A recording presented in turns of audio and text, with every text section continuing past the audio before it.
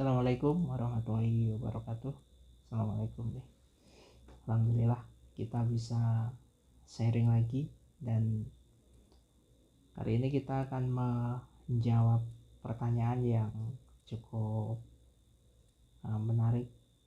Sebenarnya bukan jawabannya, tapi lebih tepatnya adalah mempraktekkan dari jawaban yang sudah kita share di Japri atau secara personal kepada teman-teman yang bertanya.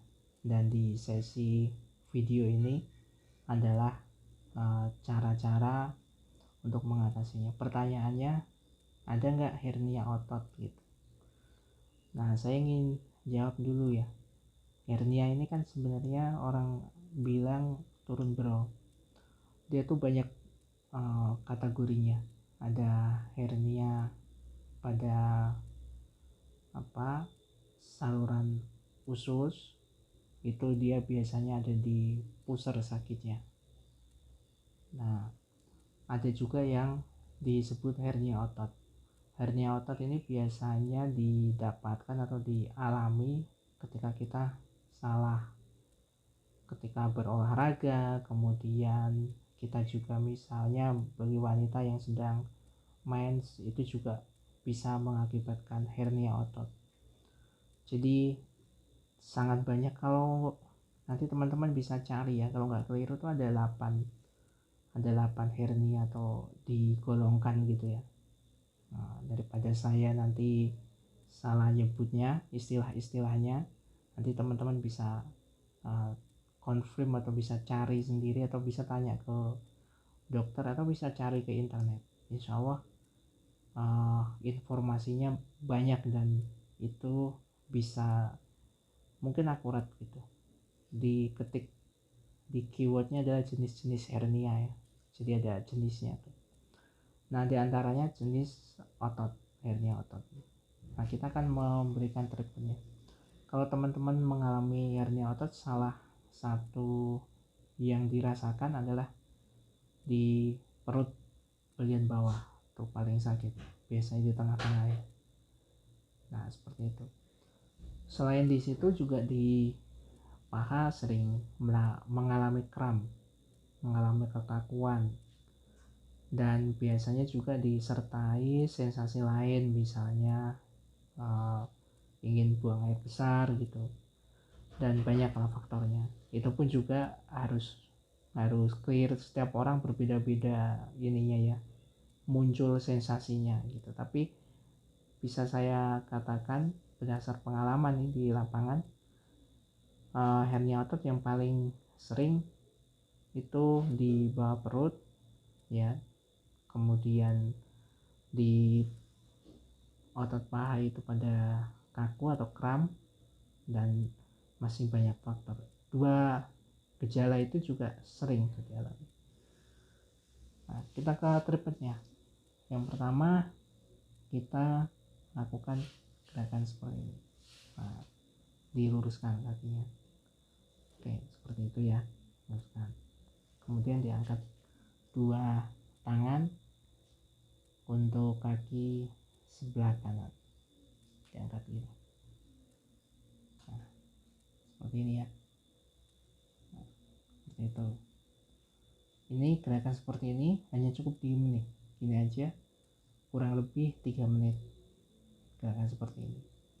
Efisiennya tiduran apa duduk? Saran saya sih duduk gitu, biar lebih maksimal untuk treatmentnya. Nah, seperti ini. Kemudian kita lipat nih. Nah, kita lipat seperti itu si kaki kanannya. Nah, lakukan penekanan di paha. Nah, seperti ini.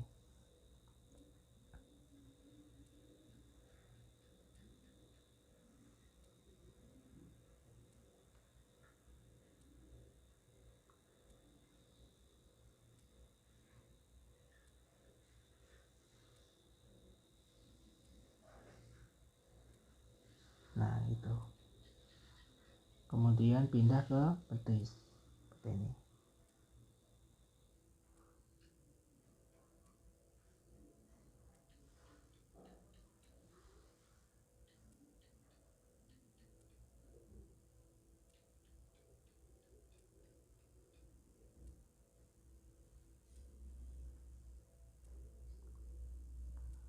Nah, ini juga bisa dilakukan 1-2 menit. Nah, jika sudah, kita angkat.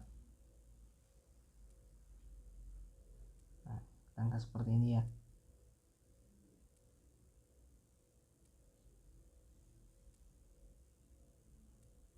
Angkat lagi.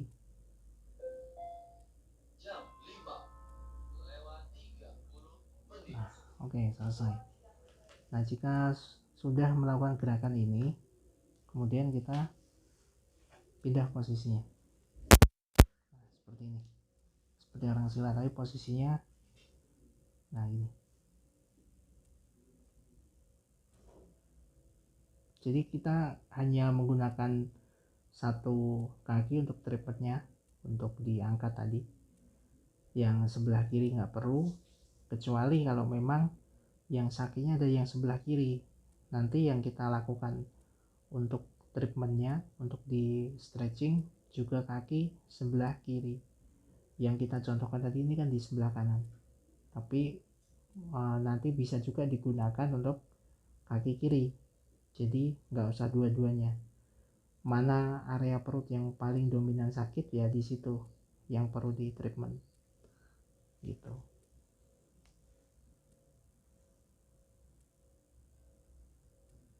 Nah, seperti ini.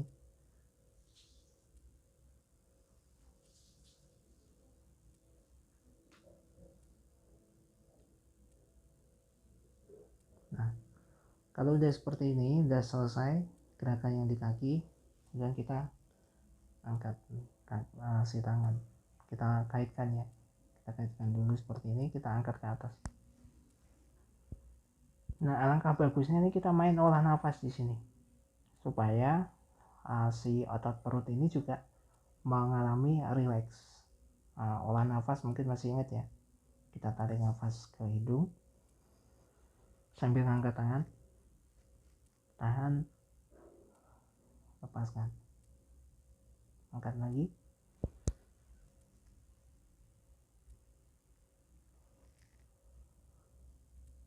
dikedepankan, diangkat,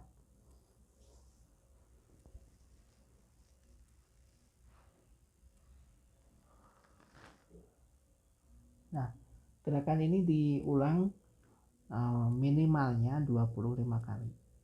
Gerakan mengangkat tangan tadi, nah dikaitkan ini, diangkat sambil tarik nafas, itu minimalnya 25 kali. Setelah itu kita bisa gunakan posisi tiduran, dipastikan miring ya, posisi tidurannya miring. Terserah, misalnya kalau bagian kanan yang sakit berarti kita miringnya ke kiri, kalau kiri yang sakit kita miringnya ke sebelah kanan. Saya nggak akan mempraktekkan posisi tidur miring karena saya kira semuanya sudah tahu. Kalau posisi tidurnya sudah miring seperti itu, kita angkat tangan yang bebas ya, gantian. Yang sebelah kiri dulu, misalnya kita tiduran yang posisi sebelah kanan, berarti yang kiri dulu angkat. Ini posisi sambil tiduran ya, anggaplah gitu. Kemudian ganti,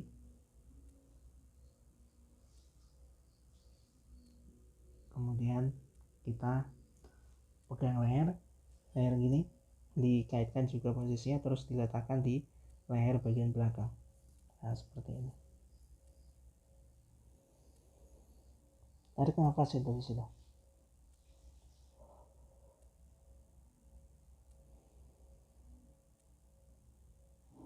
Ini posisinya tiduran ya nanti ya.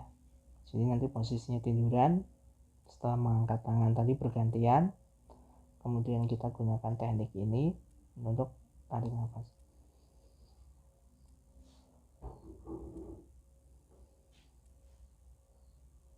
Ini juga 25 kali. Ini gerakan terakhir, stretching terakhir.